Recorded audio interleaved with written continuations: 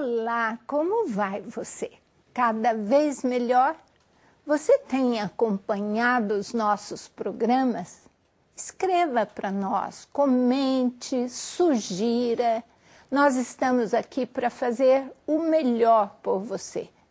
Em nossa revista Amor Exigente também trazemos assuntos que interessam para a sua qualidade de vida. Veja como a revista está cada vez melhor. Olha aqui. Nosso portal, você encontra artigos, entrevistas, notícias, enfim, tudo para acompanhar o que acontece em Amor Exigente. E você já conhece a E? Nossa jornalista Romina Serchiaro nos fala a respeito desta extraordinária proposta de qualidade de vida. Olá, Romina. Olá, dona Mara. Olá, você que nos assiste. Quando nós falamos que Amor Exigente é extraordinário, é porque sabemos que há 27 anos, milhares de pessoas têm sido auxiliadas por esta proposta.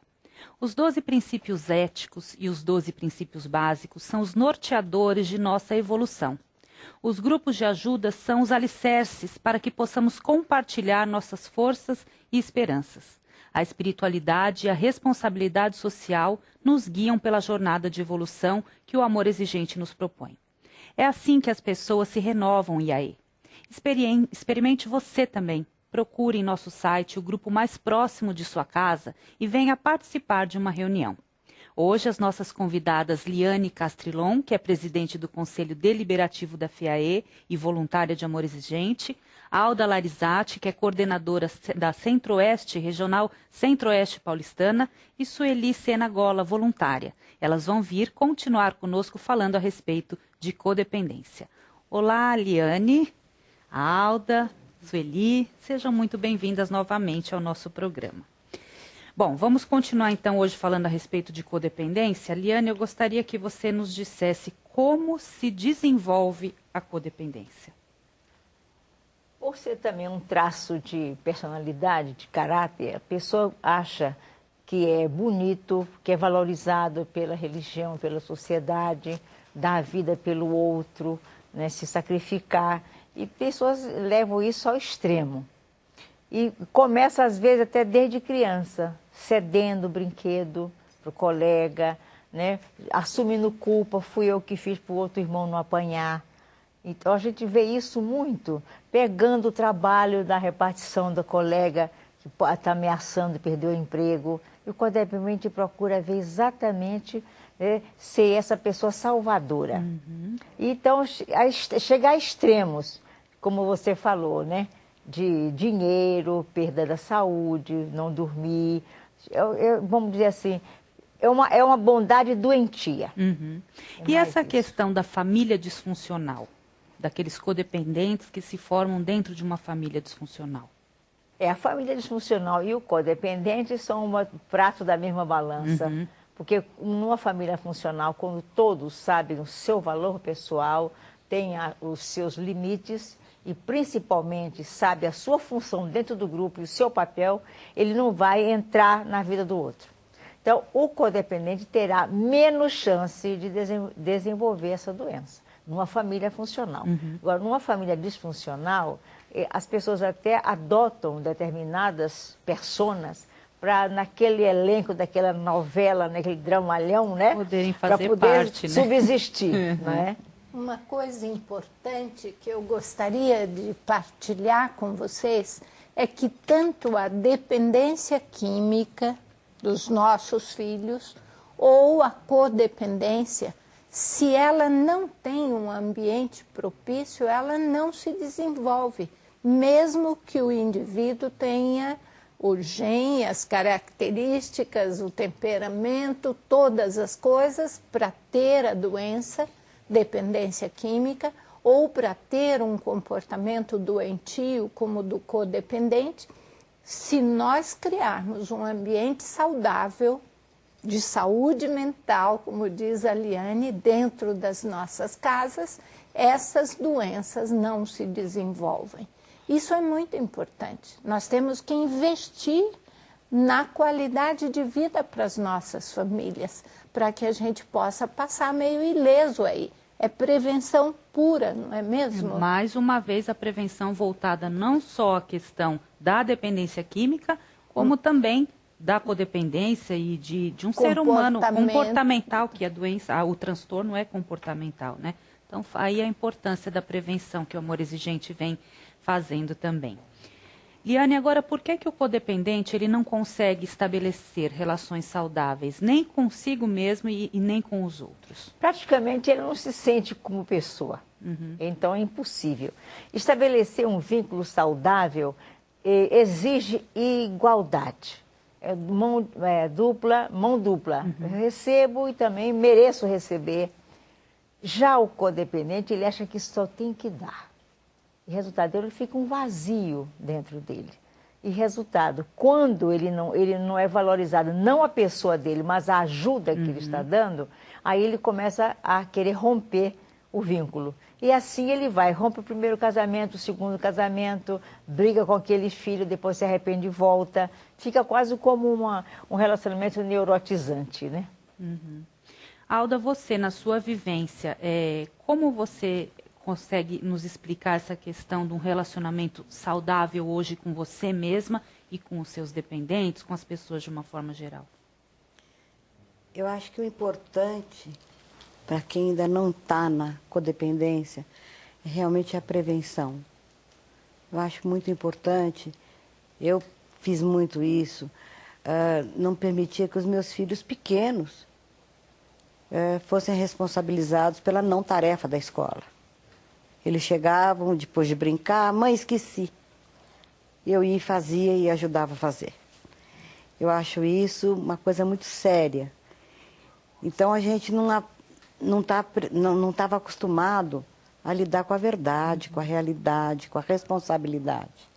Então, hoje eu acho que a gente tem que permitir que eles sejam responsáveis pelos atos dele,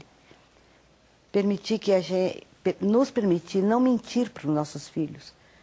A gente não quer que eles mintam para a gente, mas a gente pede que eles mintam em nome da gente. Quando o telefone toca e a gente pergunta, eu não quero falar. E ele fala o nome de uma pessoa que a gente não está afim, a gente fala que eu não estou. Quer dizer, ele mente por mim, mas ele não pode mentir por ele. Então, eu acho que a gente tem que mudar a nossa postura, a nossa realidade. Não quer falar, não quero falar, não estou afim, ou vai, conversa e fala, não posso falar agora, não quero falar agora, depois a gente fala.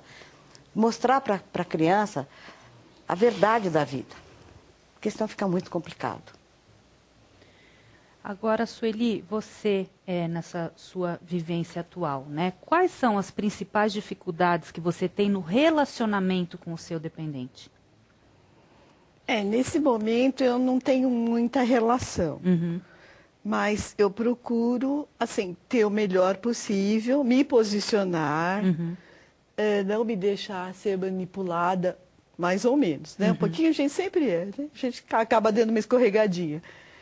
E procuro levar, na medida do possível, na boa, né? Então, mas nessa vivência que você teve com ele enquanto ele ainda estava próximo a você, o que é difícil de conviver? Qual a dificuldade da convivência maior entre dependente e codependente, nessa relação simbiótica que se forma? Ai, é complicado, viu? Porque é o medo, né? Que atrapalha tudo. Medo do que, Sueli? Medo de tudo. Ainda ontem eu estava conversando com meu marido. A doença é tanta que ele ficava dormindo e eu torcia para que ele demorasse bastante para acordar, que era menos tempo que ele ia para a rua, que ele ia fazer não sei o que eu não ia saber. Quando está dormindo, está sob seu controle. Exatamente, exatamente. A codependência é muito visível, né? Que eu queria ter o controle absoluto. Certo. Na verdade, quando a gente fala em medo, né, como até a Alda já havia citado essa questão, eu acho que o medo é a base mesmo de tudo isso. O medo de perder, o medo de errar, é o medo que move realmente essa relação codependente. Você tem medo quando o telefone toca, quando o seu interfone toca, quando batem na sua porta. Tudo, né? porque você vive isso, né?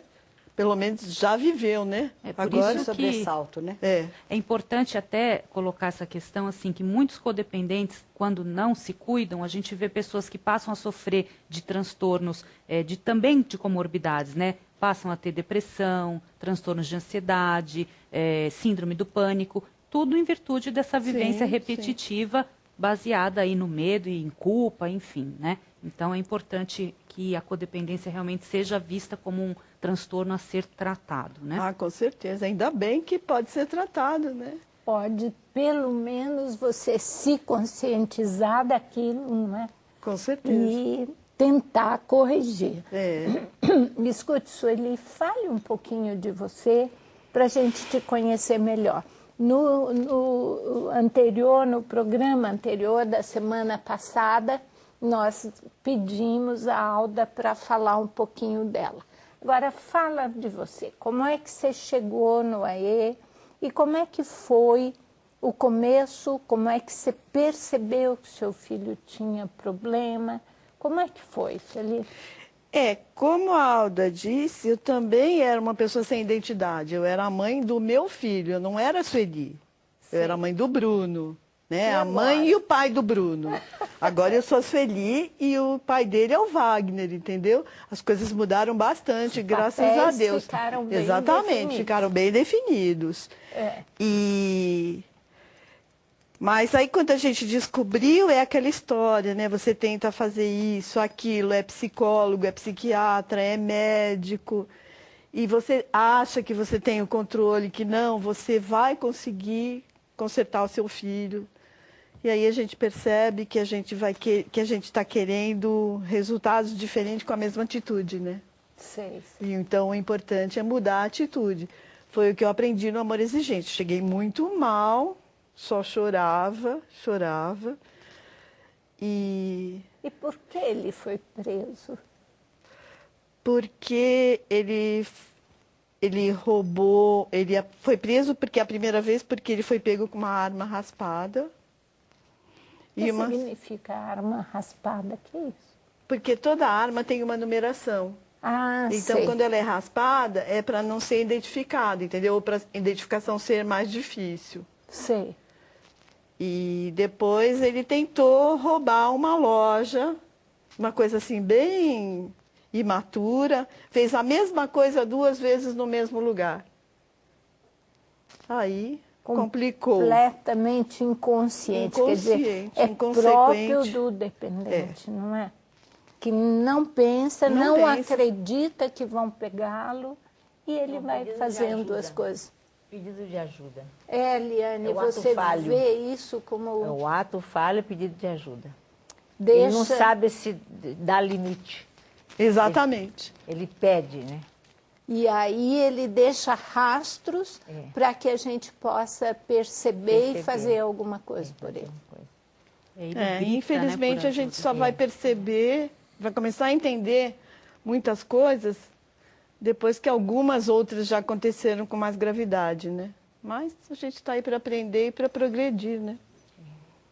E a questão da culpa, Liane, que é tão presente entre os codependentes? Medo e culpa, Liane, os dois. A culpa é a doença do si, né? Se eu tivesse esgotado toda a minha inteligência, os meus talentos, os meus recursos, para ele não chegar nesse ponto. Mas por que isso? Porque ainda é o controle. Eu estou culpada porque eu não controlei todos os acidentes possíveis que poderiam acontecer. Então, a culpa, ela vem, não é só a culpa, mas também a vergonha do fracasso, de ter um filho assim, né? Não compreende que é uma doença. E é a raiva também, tem uma raiva porque eu estou fracassando, como é que eu não consigo tirar o meu filho disso? Então, são sentimentos que verdadeiro ácido, né? No cérebro, na circulação, e acaba adoecendo mesmo, né?